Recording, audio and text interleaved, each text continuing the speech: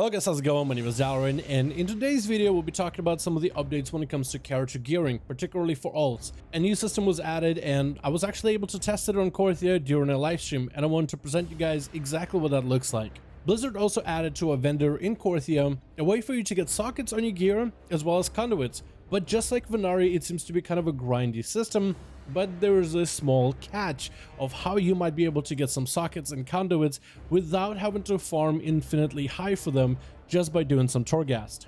Korthia as a zone also takes a bit of a breath and breathes some life into itself with a lot more rares, treasures and events to do. I want to take a look at what Korthia is going to be like, what the gameplay is looking like, but it looks like Blizzard is attempting this week to make it a little bit livelier, and I believe there will be even more lively elements added into the zone week by week basis. So let's take a look at all these updates in this video. Since patch 9.1, a lot of us have guessed that Korthia is going to be very similar to previous zones of previous expansions.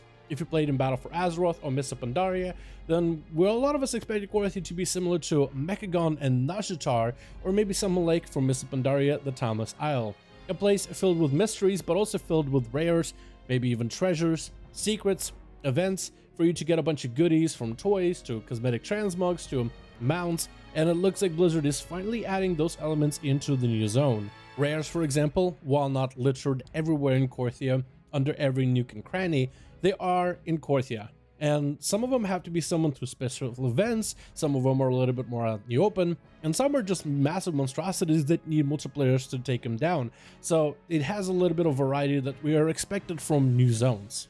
There's also a lot of treasure chests, and they all are very similar treasure chests in the design that Blizzard has for Shadowlands treasures. They're not the previous treasures of previous expansions where they're just kind of sitting there, maybe under a bridge or in a corner somewhere or at the entrance of a cave.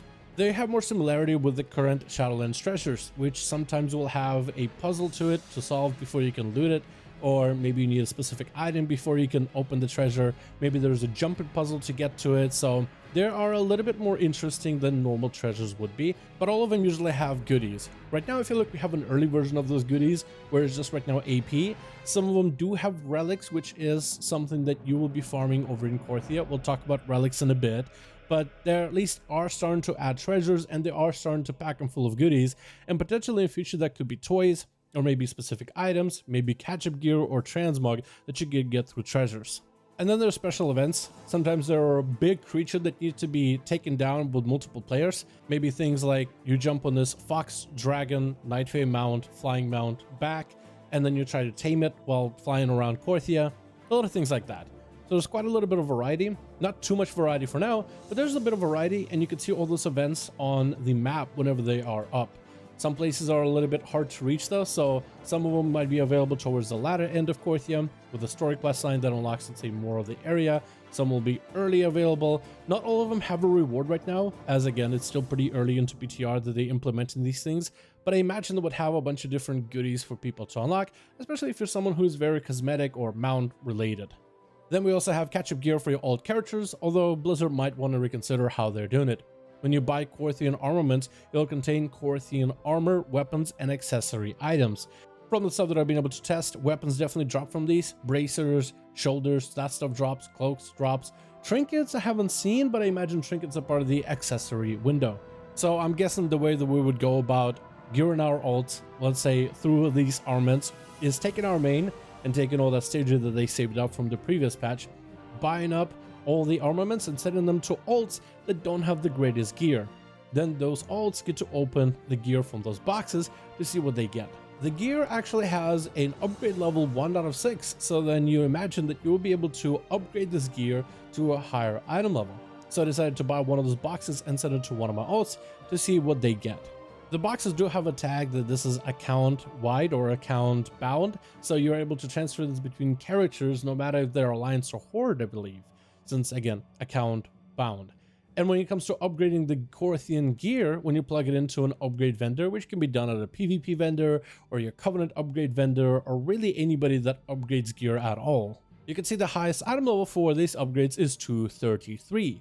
However, it includes the new currency that you'll be farming in Korthia, as well as requiring renown level, as well as some kind of alloys research and tier 6 and whatever that may be, which hopefully those kind of achievements and requirements are going to be account wide.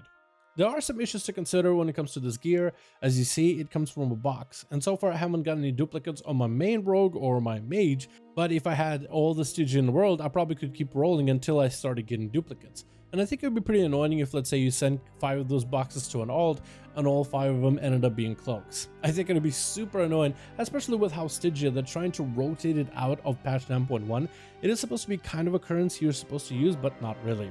Another thing to consider is also how you acquire the actual upgrades for the research, this new currency available in patch 9.1 in Korthia. Basically, you get it by killing rares, looting treasures, slaying mobs, and you can get relics. Relics convert into this research, which is basically like Stygia 2.0. It's a 1-to-1 conversion, so 1 relic becomes 1 point of research, and I mean, it's not super difficult to farm it, but also we don't really know how you're supposed to farm it. Do you just kill it through mobs, because sometimes mobs drop relics?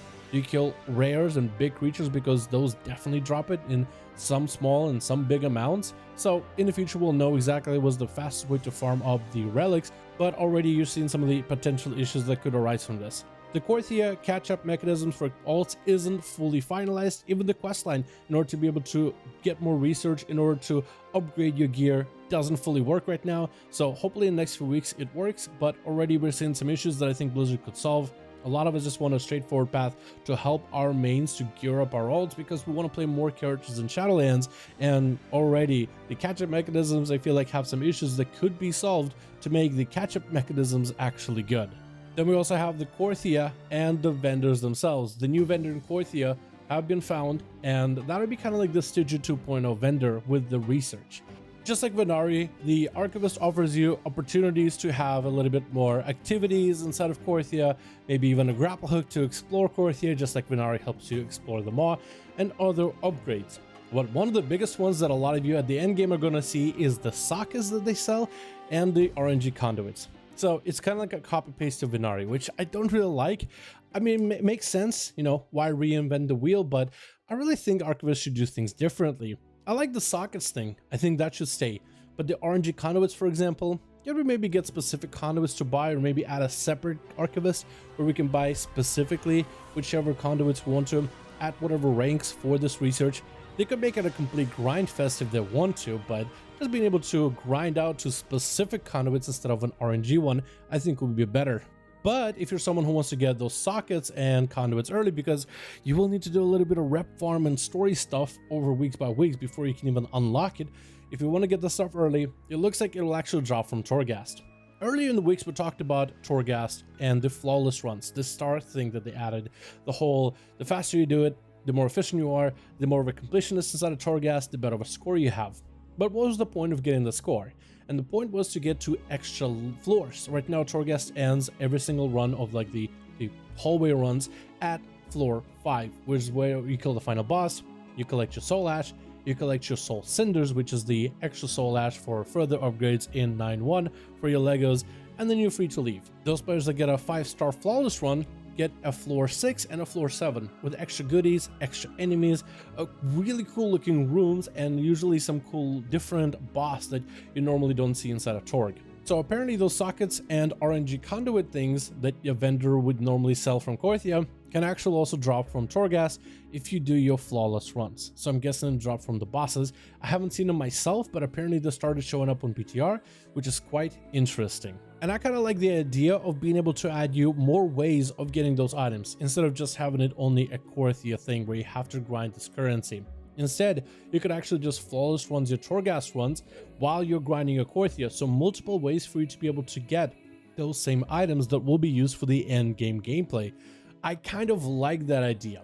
Your Blizzard is going to be a little bit stubborn in terms of the fact that they want for players to get the sockets and then RNG conduits. At least offering players more opportunity to get those is a better deal than none. But I really do think they should reconsider in terms of how they're going about in Korthia 9.1 and this currency. Maybe try to make it easier, or at least more interesting in terms of how you acquire it. One of those two things would definitely be a lot better. But that's going to be my update for Korthia and some of the catch-up mechanisms, sockets, and conduits. Thank you guys so much for checking out this video. I do hope you guys enjoyed. Let me know your thoughts on what you think about everything we talked about in this video. And as always, I'll see all of you guys in another one.